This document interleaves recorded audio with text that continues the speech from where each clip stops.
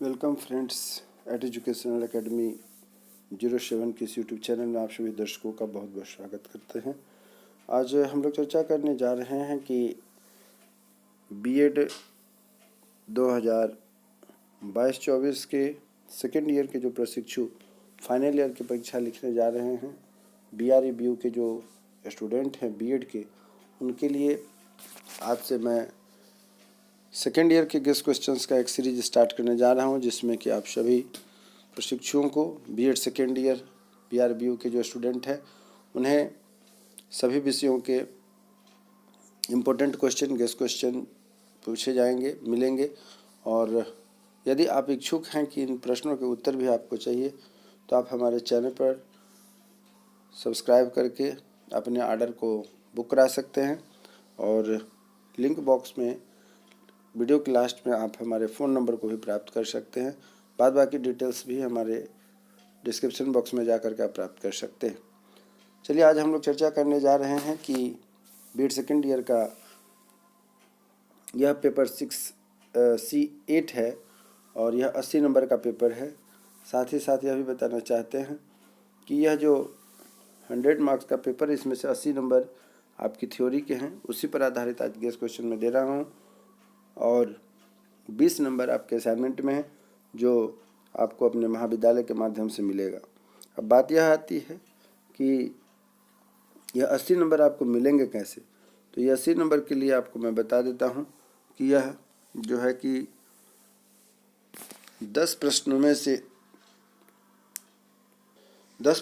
से किन्हीं 5 प्रश्नों के उत्तर आप देंगे। अर्थात एक क्वेश्चन जो होगा 16 नंबर का होगा, अर्थात 16 पंचे 80 नंबर होते हैं। तो अर्थात 5 प्रश्नों के उत्तर है, 10 प्रश्नों में से किन्हीं 5 प्रश्नों के उत्तर देने हैं। और यह जो मार्क्स होंगे, यह एक प्रश्न के उत्तर लगभग 16 नंबर के होंगे और प्रत्येक क्वेश्चन लॉन्ग टाइप आंसर है। अतः आप कोशिश करेंगे कि कम से कम 500 शब्दों में अपने प्रश्नों के उत्तर लिखें। यदि आप 500 शब्दों में अपने प्रश्नों के उत्तर लिखते हैं, तब जाकर के एक संतुष्टि लायक प्रश्न के उत्तर मिलेंगे। अब रह गई बात कि आप किस तरीके के प्रश्न को लिखें, कैसे लिखें, क्या करें, तैयारी करें, तो इन सभी बातों को मैं अपने वीडियो के माध्यम से पहले कोई क्वेश्चन दे देता हूं, फिर मैं बताऊंगा कि कैसे आप बेहतर मार्क्स लाने के लिए कॉपी को लिख सकते हैं। तो यदि आप हमारे चैनल पर नए हैं तो कृपया चैनल को सब्सक्राइब करें और हमारे चैनल के साथ बने रहें, जिससे कि आपको कुछ और भी रोजगार तथा शिक्षा जगत से जुड़ी हुई खास करके शिक्षकों की बहाली संबंधित इन्फॉर्मेशन आपको मिलती रहेगी। तो अभी हमने जैसा कि बताया कि आपको 80 नंबर का यह पेपर है C8, जिसे नॉलेज एंड करिकुलम के नाम से जाना जाता है। यह जो 80 नंबर का पेपर है, इसमें 10 टोटल प्रश्न रहेंगे, उसमें से किन्हीं 5 प्रश्नों के उत्तर देने हैं। तो मैं आपको बता रहा हूँ कि पहला प्रश्न जो होगा यह संक्षिप्त टिप्पणी लिखने के लिए होगा। यहाँ पर मैं लगभग आपको 1 2 3 4 5 6 पॉइंट्स दिया हूँ। इस 6 पॉइंट्स में से आपको 3 प्रश्नों के उत्तर आपको तैयार कर लेने हैं। आपकी जो परीक्षा होगी उसमें इनमें से 6 में से किन्हीं 3 प्रश्नों के उत्तर आपको देने रहेंगे। उम्मीद करता हूं कि आप इस दिए गए टॉपिक को अच्छे से तैयार करें, ताकि इससे संबंधित कोई भी प्रश्न आपका ना छूटे। तो संक्षिप्त टिप्पणी लिखने वाले जो प्रश्न हैं, उसमें आपको कुल मिलाकर के 7 प्रश्न रहेंगे, 7 पॉइंट रहेंगे। पहला A है ज्ञान, B है सूचना, C है कौशल, D है विश्वास और E है पाठ्यचर्या, F है ज्ञान और रचना तथा G है कोर पाठ्यचर्या। तो इस तरीके से आपने देखा कि जो 7 पॉइंट दिए गए हैं A से लेकर के G तक, ये सभी संक्षिप्त टिप्पणी पर आधारित प्रश्न हैं। और इस तरीके से जो है कि आप पाते हैं कि इनमें से किन्हीं 3 प्रश्नों के उत्तर आपको देने हैं। तो यह समझ लीजिए कि इस प्रकार से जो 3 प्रश्नों के उत्तर देंगे, यह 8 नंबर के प्रश्न होंगे, क्योंकि पहला और दूसरा दोनों मिलाकर के 8 और 8 16 नंबर के प्रश्न होंगे। उनमें से आपको जो उत्तर देने हैं, यह हो गया संक्षिप्त टिप्पणी पर आधारित। अब दूसरा है अंतर लिखना है। अंतर आपको तैयार करना है, इस पर आधारित भी क्वेश्चन आपको निश्चित रूप से पूछेंगे। 4 प्रश्न जो दिए जा रहे हैं, अंतर बताने वाले 4 में से किन्हीं 2 प्रश्नों का उत्तर आपको देना है। पहला प्रश्न है A को जो है कि पाठ्यचर्या पुस्तक तथा पाठ्य वस्तु क्या होती है, इसका अंतर स्पष्ट करें। दूसरा प्रश्न है संवेदना और प्रत्यक्षीकरण में क्या अंतर है, स्पष्ट करें। तीसरा है ग सैद्धांतिक और व्यवहारिक ज्ञान क्या होता है। घ है पाठ्य पुस्तक की आवश्यकता एवं एक अच्छी पाठ्य पुस्तक के गुण। तो कुल मिलाकर के यह 4 जो हैं, प्रश्न बनते हैं आपको अंतर देने वाले प्रश्न। अब इन अंतर देने वाले प्रश्नों के बाद हम लोग चलते हैं लॉन्ग टाइप जो आंसर क्वेश्चन होंगे उस पर हम लोग चर्चा करते हैं। तो तीसरा प्रश्न आपका बनता है कि राज्य स्तरीय पाठ्यचर्या की आवश्यकता पर प्रकाश डालें। राज्य स्तरीय पाठ्यचर्या की आवश्यकता पर प्रकाश डालें।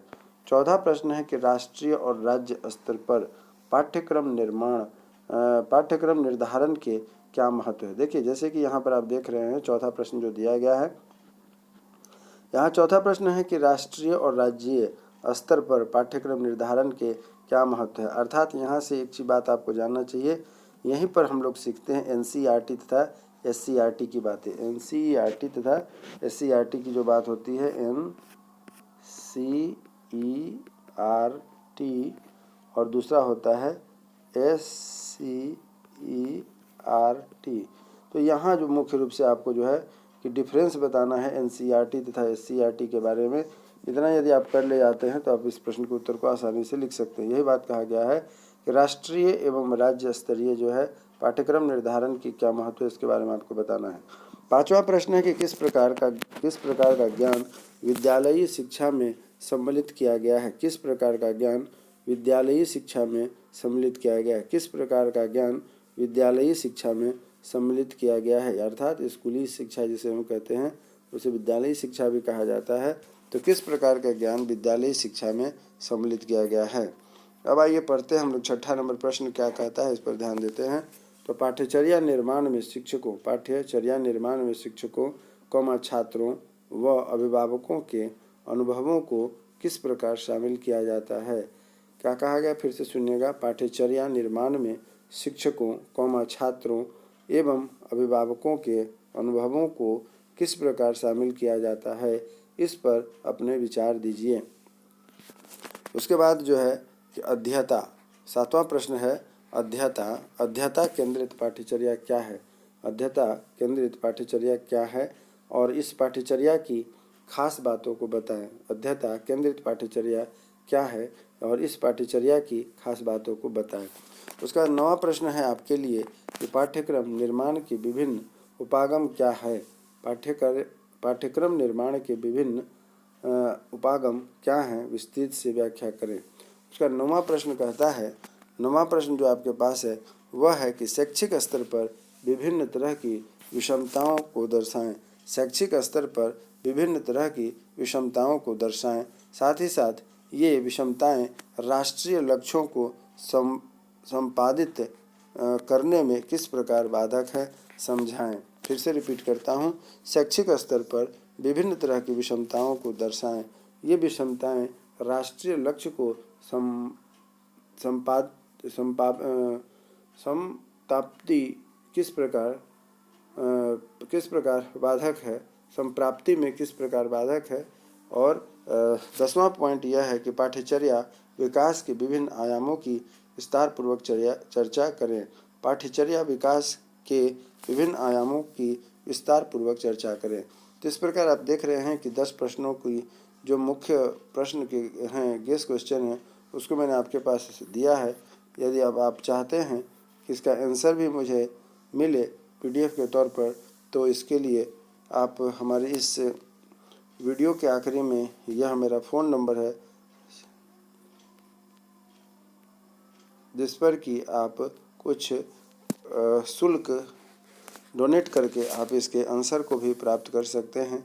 और पूरा क्वेश्चनों की सीरीज पूरा होने के बाद मैं आपको बताऊंगा कि किस तरीके से आप आंसर लिखें कि आपको अच्छे अंक प्राप्त हो सकते हैं और इसके लिए आपको क्या करना पड़ेगा। तो इन सभी बातों को ध्यान में रखते हुए आप एक अच्छे अंक पाने की जो तैयारी होती है, जो व्यवस्था होती है, उसमें आप लग जाएं। उम्मीद करता हूं कि आप अच्छा अंक प्राप्त करेंगे। चलिए इसी शुभकामना के साथ कि आप मन लगा कर पढ़ाई करें, अपनी तैयारी को बेहतर बनाने में लगे रहें। हमारी आपकी फिर से मुलाकात होगी एक नए वीडियो में नए टॉपिक पर। यदि चैनल पर नए हैं तो सब्सक्राइब करें और पुराने हैं तो अपने मित्रों के साथ जो बीएड के सेकेंड ईयर के स्टूडेंट हैं उनके साथ शेयर करें। हमारी आपकी फिर से मुलाकात होगी, तब तक स्वस्थ रहें, मन लगा कर पढ़ाई करते रहें और जय हिंद, जय भारत, नमस्कार।